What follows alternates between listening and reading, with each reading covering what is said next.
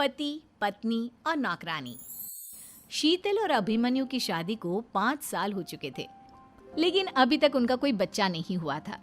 इसकी वजह से शीतल और अभिमन्यु परेशान रहते थे, लेकिन उन दोनों से ज्यादा परेशान थी शीतल की सास, यानी अभिमन्यु की माँ जानकी देवी।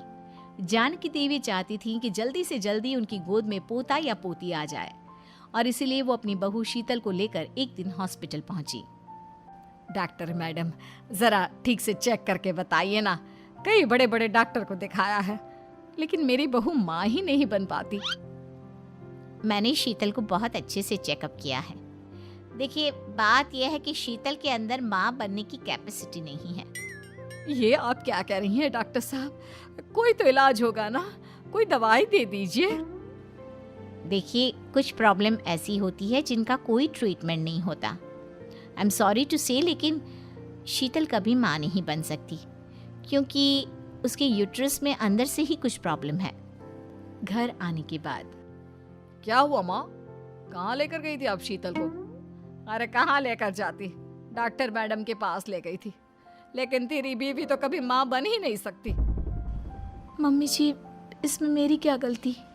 अगर अंदर से कोई प्रॉब्लम है तो उसमें मैं भी कुछ नहीं कर सकती। जानती हूँ, ये बात डॉक्टर के मुंह से सुन चुकी हूँ। अब दोबारा मेरे सामने इस बात का गाना मत गा। अरे माँ, परेशान होने की जरूरत नहीं है, हम सोचते हैं ना कुछ। अरे क्या सोचेगा तू? जब डॉक्टर कह चुका है कि तेरी बीवी माँ नहीं बन सकती, तो बता क्या सोचेगा तू? कहाँ से लाएगा बच्चा? माँ, ये तो मैं भी नहीं जानता। अभिमन्यु, क्यों ना हम अनाथ आश्रम से एक बच्चा गोद ले आए? क्या फर्क पड़ता है बच्चा हमारा हो या गोद लिया हुआ? हाय, बड़ी बातें बनाने वाली। क्या फर्क पड़ता है? अरे क्यों फर्क नहीं पड़ता? मुझे इस वंश को आगे बढ़ाने के लिए मेरे बेटे का खून चाहिए, किसी दूसरे का नहीं। लेकिन माँ, आप जानती हैं कि ये अब पॉसिबल नहीं है। मैं कुछ नहीं जानती।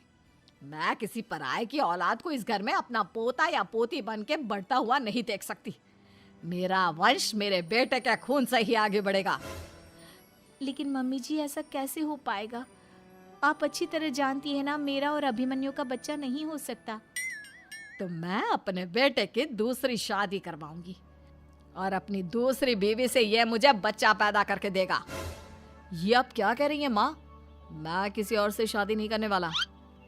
मेरे रहते हुए आप अभिमन्यु की शादी किसी और से करवाएंगी? मम्मी जी, आप ऐसा कैसे कर सकती हैं? तू बस देखती जा बहू, मैं ऐसा कैसे कर सकती हूँ। कुछ दिनों के बाद अभिमन्यु, मैंने तेरे